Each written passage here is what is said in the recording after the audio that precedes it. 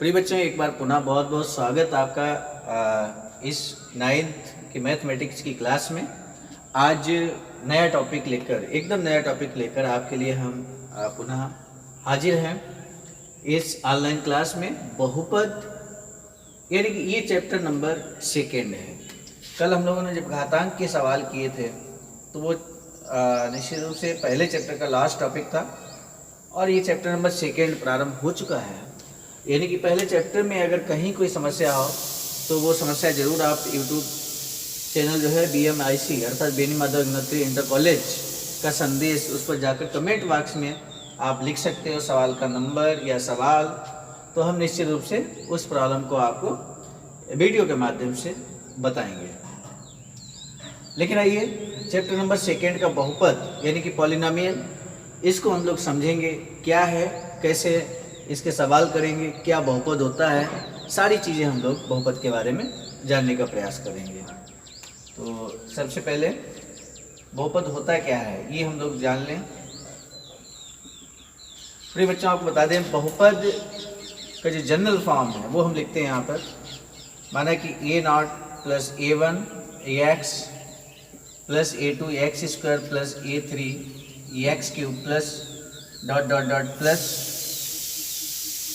AN X की घात n।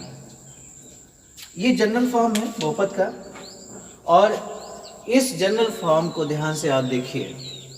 जो भी बहुपद होगा वो इस रूप में होगा। ये एक बीजीय व्यंजक आपके सामने है और ये बहुपद के रूप में है। यहाँ पर A0 A1 A2 A3 dot dot dot AN, ये वास्तविक संख्याएं हैं।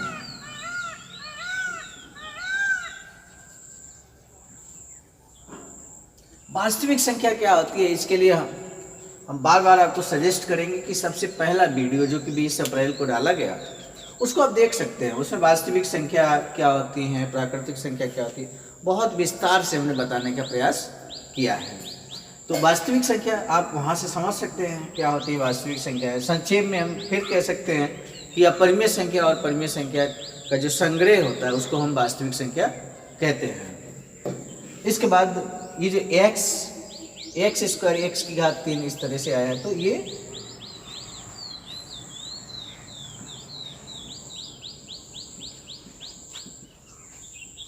ये चर राशि है। यहाँ ध्यान देने वाली बात है, जो AN है, जनरली जब भी हम लोग कोई बहुपद बताएंगे तो वहाँ पर AN is not equal to 0, अर्थात AN का मान 0 नहीं होना चाहिए। ये बात हमें यहाँ पे ध्यान देना है। अब इसके बाद ये तो जनरल फॉर्म हो गया बहुपद का। यहाँ पर A0 A1 A2 A3 क्या है ये भी हमने आपको बता दिया। बहुपद कैसे पहचानेंगे, ये बहुत ही महत्वपूर्ण पॉइंट है। हम लोग जानेंगे कि बहुपद कैसे पहचान सकते हैं। तो क्योंकि सबसे पहली जो एक्सरसाइज होगी उसमें सवाल इस तरह के होंगे कि बहुपद है कि नहीं है। बीजीय व्यंजक आपके सामने होंगे, पहचानना होगा कि बहुपद, तो बहुपद की पहचान कैसे करें।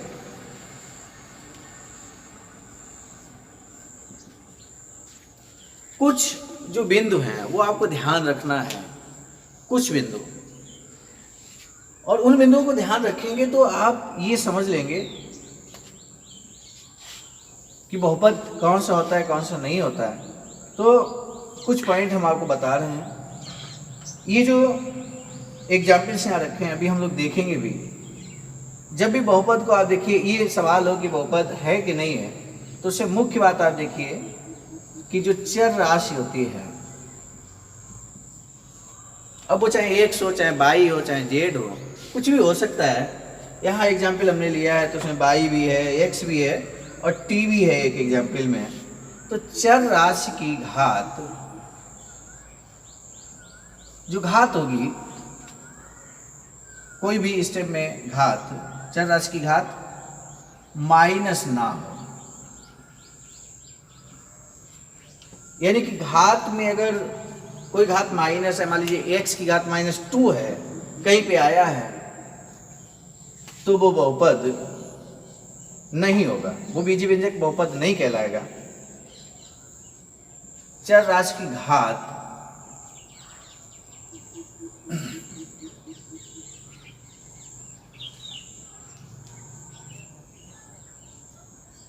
बटे में ना हो। बड़ी सिंपल भाषा में आप देख सकते हो, पहचानने का तरीका हम आपको बता रहे हैं। जो घात है वो पूर्ण नंबर होना चाहिए, बटे में नहीं होनी चाहिए। घात अगर बटे में होगी, जैसे x की घात 1/2 कहीं पे आया है, x की घात 1/2 या x की घात 3/2, 3/4 ऐसा कुछ आया तो वो पद नहीं होगा।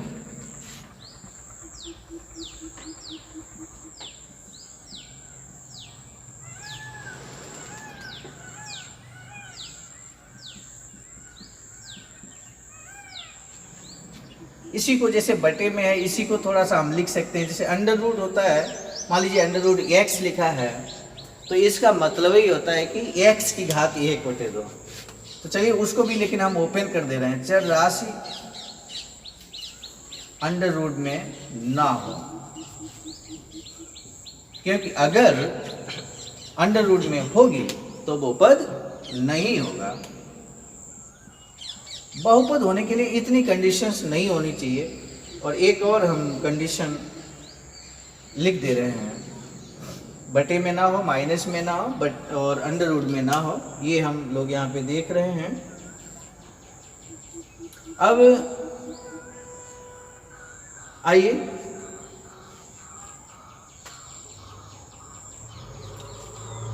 हम लोग यहाँ पर एग्जाम्पल्स में देखें ध्यान से। पहला एग्जाम्पल क्या लिखा है, 2x² minus x plus 1, 2x² minus x plus 1। पूरे बीज व्यंजक को हम ध्यान से देखेंगे, क्या कहीं पर घात माइनस में है? यहाँ x घात 2 है, यहाँ 1 है, यहाँ 0 है, कहीं भी घात माइनस में नहीं है। क्या चर राशि अर्थात, हाँ एक चीज़ और हम लिख देते हैं, ये तो चर राशि की घात बटे में ना हो, और स्वयं जो चर राशि है वेरिएबल जिसको कहते हैं इंग्लिश में, चर राशि भी बटे में ना हो। बस ये 4 कंडीशन अगर आपके दिमाग में रहती हैं तो आपको बहुपद पहचानना बिल्कुल कठिन नहीं होगा, बहुत आसान होगा, बहुत आसानी से आप पहचान लेंगे। पहला example 2x² minus x plus 1। यहाँ देखिए घात माइनस में नहीं है, चर राशि की घात बटे में भी नहीं है, कहीं भी x की घात 1/2, 3/2, 3/4 ऐसा नहीं लिखा है, अंडर रूट भी नहीं है, और चर राशि यानी कि x स्वयं 1/x, 2/x ऐसा कुछ नहीं लिखा है। तो इसका मतलब ये बहुपद है, ये बहुपद है। अब यहाँ पे आप देखिए 2x² माइनस 5x प्लस 3, ये चारों कंडीशंस यहाँ पर नहीं है तो ये बीजी व्यंजक बहुपद है। यहाँ ये बिल्कुल कंफ्यूज नहीं होना है। √3x³ प्लस x² माइनस 1, कहीं पर भी हमने वास्तविक संख्या के बारे में नहीं लिखा है। यहाँ पे इन 4 कंडीशंस में जो भी लिखा है वो चर राशि के बारे में लिखा है, और चर राशि ये जो √3 है ये वास्तविक संख्या है। और आप देखिए a0, a1, a2, a3 ये तो वास्तविक संख्या होती है। चर राशि हमारी नहीं होनी चाहिए बटे में, चर राशि की घात माइनस में ना हो, चर राशि अंडर रूट में ना हो। यहाँ ऐसा ये चारों कंडीशंस, एक भी कंडीशन नहीं, यानी कि ये भी बहुपद है। ये √3 जो है अपरिमेय संख्या होती है, अपरिमेय संख्या भी वास्तविक संख्या होती है, तो इसलिए ये बहुपद है। अब चौथा देखिए, यहाँ √t लिखा हुआ है प्लस √3, ये तो ठीक है, √2, √3 ये वास्तविक संख्या है, नो प्रॉब्लम, यहाँ पे भी कोई दिक्कत नहीं। लेकिन यहाँ देखिए √t आ चुका है, और मैंने कहा चर राशि अंडर रूट में ना हो, लेकिन यहाँ t जो है वो अंडर रूट में है, अर्थात ये बहुपद नहीं है,